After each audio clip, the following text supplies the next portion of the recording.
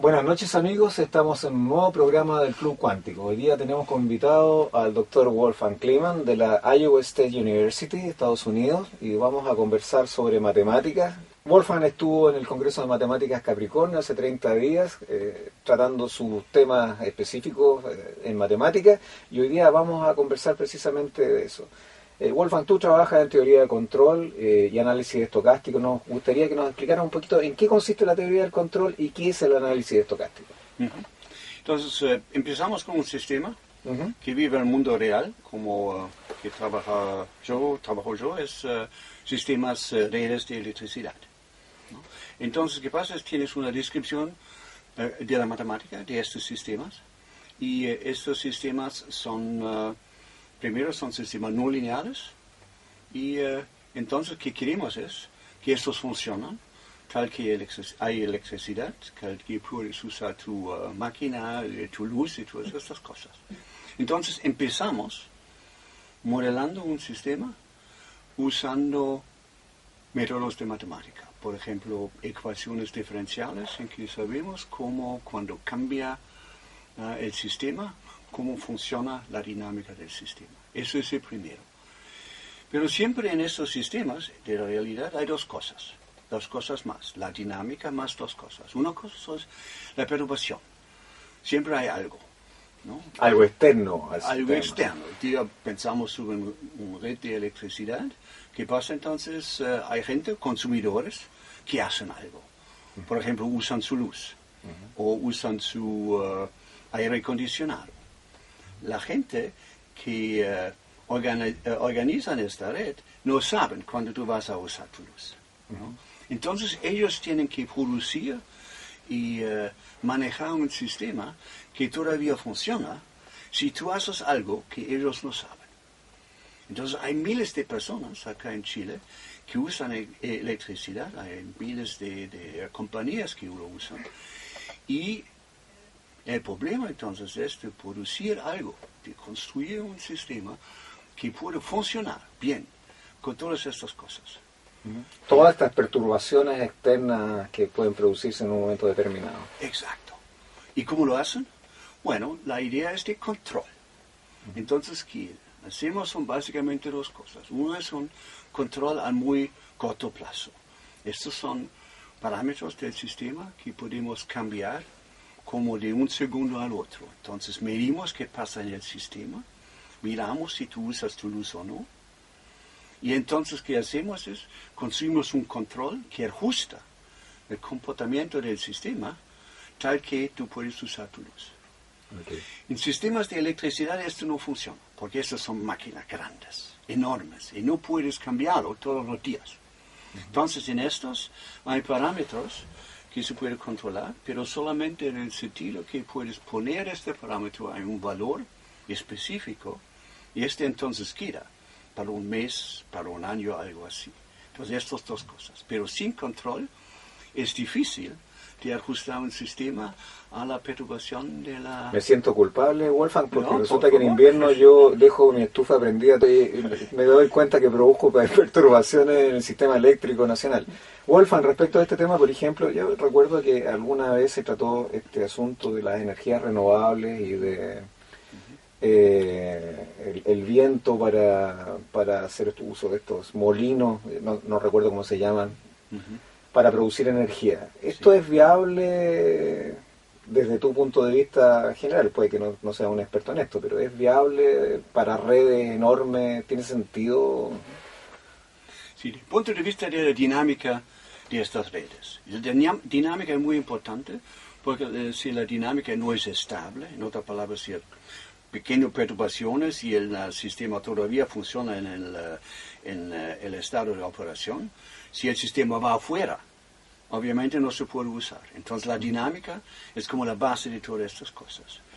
Y si tienes una producción de fuentes renovables como 3, 5, 8%, no pasa mucho porque el sistema es tan estable, el diseño tan estable que no pasa mucho. No altera el sistema. Exacto. Pero si tú usas más de las energías renovables, entonces ¿qué pasa? Es que el porcentaje es tan importante que va a afectar la dinámica del sistema. Entonces tenemos que cambiar los modelos que tenemos en este momento a modelos que funcionan también para energías renovables. Y eso es muy diferente. Sí, pero tengo la impresión de que en realidad el aporte de las energías renovables, por ejemplo, en el caso de los sistemas eléctricos que son muy grandes, prácticamente no es despreciable. ¿Es así? Lo que pasa es que, mira, estas energías renovables normalmente son aleatorios. Tienen un componente estocástico, en el sentido que nunca sabemos cuándo funciona el sol, nunca sabemos cuánto viento hay mañana y todas estas cosas.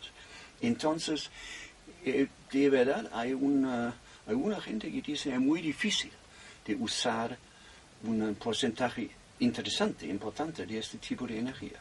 Pero ese es el problema que tenemos nosotros entonces, que pensamos nosotros es si podemos modelar estos efectos de una manera tal que se puede usar. Implementar. Y un poquito más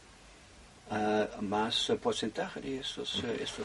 Sí. Para el público general, me gustaría que nos explicara en qué consiste el análisis estocástico y por qué es interesante para las matemáticas yo sé por qué es interesante, pero por qué para el público y para la ciencia en general es importante.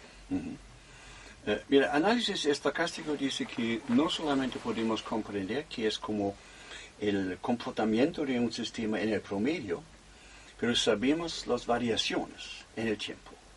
Y estas variaciones en el tiempo son interesantes porque el promedio muchas veces no describe exactamente qué pasa con un sistema. Si tenemos un sistema que es más o menos lineal, en otras palabras, si tú haces una perturbación del sistema, la reacción es más o menos adecuada a esta perturbación. Entonces, si tienes un sistema lineal, es otra cosa. Sabemos básicamente un sistema que en el promedio está lineal y tenemos gaussianos, más o menos sabemos qué pasa. El problema es que normalmente estos sistemas que tenemos en la realidad, como redes de electricidad, no son lineales. Y por eso entonces el promedio no lo dice mucho. ¿Las aproximaciones lineales no son válidas?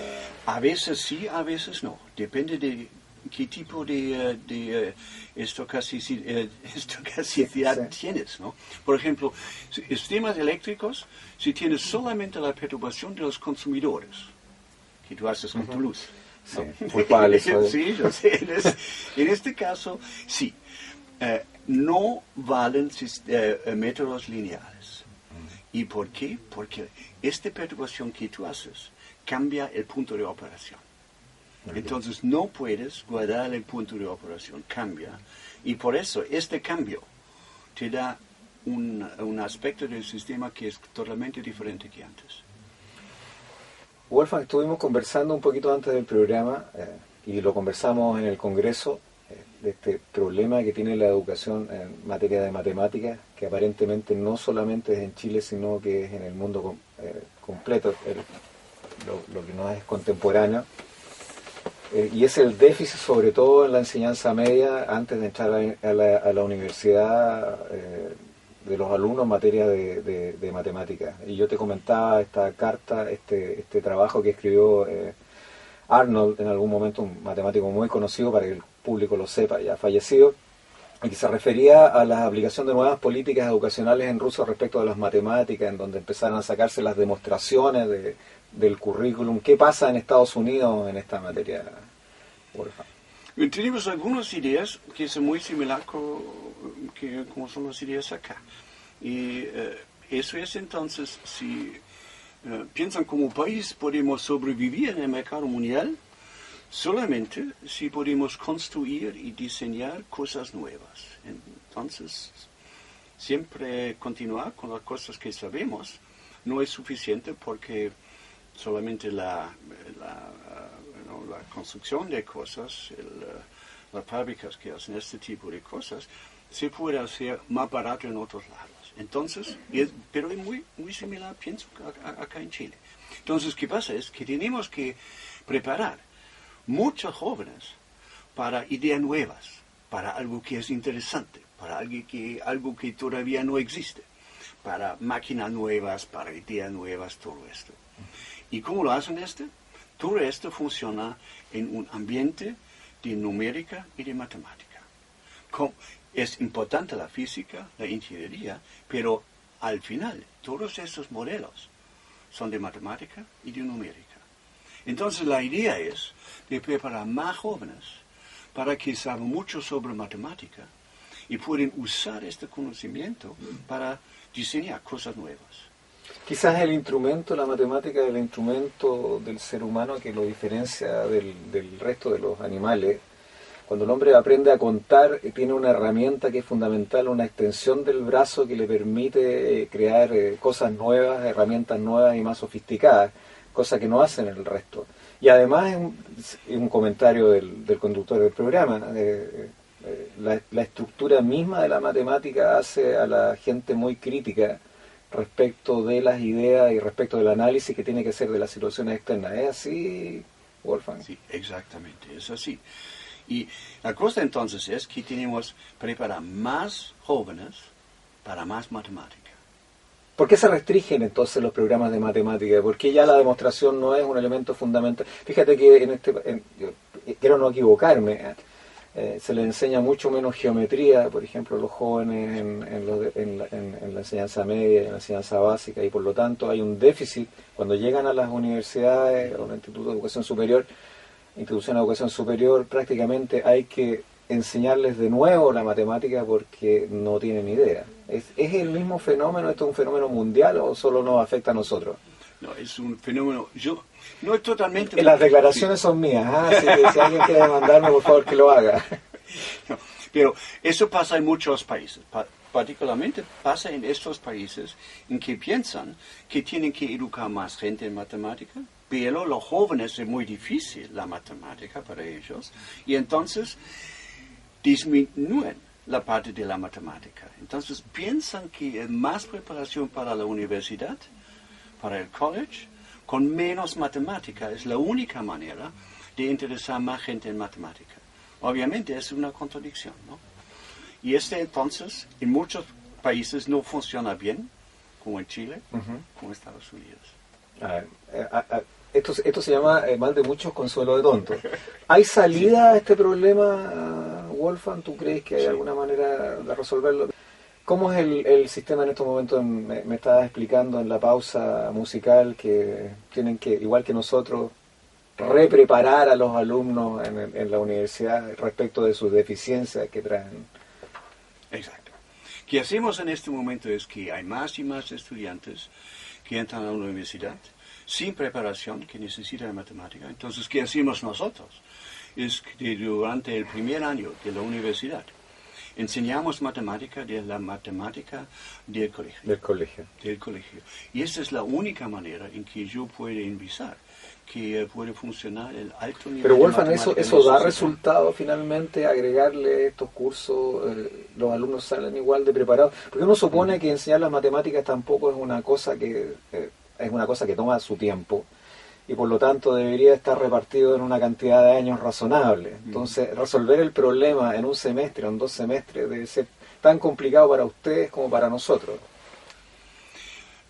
Tenemos experiencia ahora que dice la siguiente, que los estudiantes que toman un semestre o 2 semestres con nosotros, preparando matemática del high school, del colegio, después tienen un porcentaje más alto de éxito en la universidad que los otros estudiantes. Que esto dice entonces que la preparación de un semestre o un año, de verdad, no garantiza que van a obtener un grado al final, como una licenciatura o algo así. Pero la probabilidad es más alta que para los estudiantes que entran a la universidad sin esta preparación con nosotros. Volvemos a las probabilidades. Y en ese sentido, por ejemplo, en el caso de los alumnos de posgrado, ¿existe todavía el interés de alumnos por estudiar ciencia, por dedicarse a las matemáticas o a la física, el mismo que existía antes, o esto ha cambiado? En nuestro caso no es tan bueno el índice, el indicador. El interés de estudiantes de posgrado en matemática, en comparación a otras cosas, siempre depende del estado de la economía. Cuando fuimos en este valle muy difícil en Estados Unidos, hace como 3, 4 años, era mucha gente que quieren hacer matemática y no quieren hacer, por ejemplo, economía, business, este tipo de cosas. Ahora, cuando estamos subiendo la pendiente, que la economía funciona mucho mejor, entonces ahora tenemos menos estudiantes buenos que quieren hacer matemática, ni más que quieren hacer economía, business y este tipo de cosas. Entonces es oscilatoria. Depende mucho de la situación económica. Wolfgang, tu trabajo en estos momentos en materia de teoría de control, ¿en qué consiste? Si lo puedes explicar en palabras que el público pueda entender.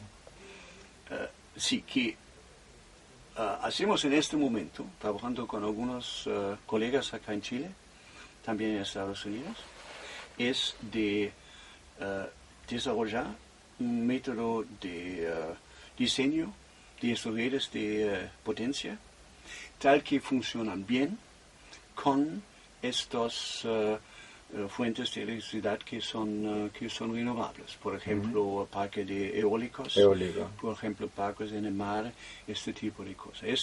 Y es un problema muy interesante y estamos trabajando en ese momento. Respecto de un tema, te voy a hacer una pregunta complicada. Siempre le preguntan a los matemáticos que para qué sirve lo que estás haciendo. ¿Es realmente necesario que sirva para algo? No hay una cosa subyacente en las matemáticas, que como estábamos conversando antes, que es parte de la cultura, por lo demás, y una herramienta necesaria. Dudo que el progreso humano hubiese sido tan vertiginoso en los últimos 300 años si no hubiésemos tenido el desarrollo de la ciencia que tenemos. Entonces, una cosa que no entienden nuestros políticos y nuestras autoridades es que esto no es una materia de plata solamente, sino que además es una cuestión de cultura. Es así. Estoy induciendo respuesta yo, me estaba dando cuenta. No, ese es un aspecto muy interesante, pero hay dos aspectos, Marco, mira, hay dos. Uno es, ¿para qué sirve la matemática? Como en el mundo de un país, ¿no? Tenemos responsabilidad para ayudar, ¿no? a otra gente, a ingenieros, a científicos, a otra gente que hacemos las cosas en la matemática que son útiles para ellos. Eso es una cosa. La otra cosa es, si son todos los matemáticos que tienen que hacer esto. Y entonces mi respuesta es la siguiente: si como comunidad de los matemáticos tenemos una responsabilidad de trabajar con otros para algo útil. Pero esto no dice que todos los matemáticos, el único que hacen es este tipo de cosas. Y entonces no se puede resolver al individual, porque el individual, si hace algo que está importante para la matemática, para mí es muy, muy aceptable y es muy importante, porque de este desarrollo dentro de la matemática puede ser que vienen las ideas mañana que ayudan a toda la otra gente.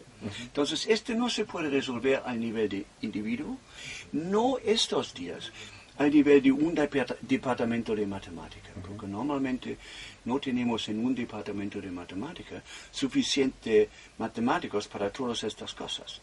Entonces, se puede resolver a una corporación de varias universidades, departamentos, o a nivel nacional. Pero alguien tiene que ser responsable, y los matemáticos, ¿no?, ayudan a los otros si necesitan matemática. Tú sabes que en evolución, bueno, aquí tuvimos un genetista muy, muy connotado de nuestra institución y él aclaró muy bien que en la naturaleza no sobreviven los individuos, sobreviven las poblaciones. Y por lo tanto, y una cosa que yo dije en el acto inaugural del Congreso, ¿no es cierto?, que los desafíos individuales tienen que estar siempre puestos al servicio de desafíos colectivos y mayores para trascender, porque si no te quedas en la nada y finalmente no trasciendes, sencillamente. Es así. Entonces tenemos responsabilidades individuales, que es hacer buena matemática, y nacionales o sociales, que es ayudar como podemos. Sí. Wolfgang, esto ha sido una conversación muy interesante, además con música que nos gusta a los dos. Yo quisiera, si quieres decir algo a nuestro público antes de que nos vayamos, porque estamos terminando. Bueno, es obvio, si los estudiantes que de verdad se interesan para ciencias, ¿no? Piensa de la matemática. Es algo muy útil y también algo que te dice mucha oportunidad para hacer cosas que quieres hacer. Bueno, quedan convocados todos, muchas gracias Wolfgang, quedan convocados todos los estudiantes de enseñanza media de la región a postular a licenciatura en matemática y a seguir el magíster que tiene el departamento. Y nos despedimos para estar en 15 días más con otro invitado tan interesante como Wolfgang Kliman. Muy buenas noches. Okay.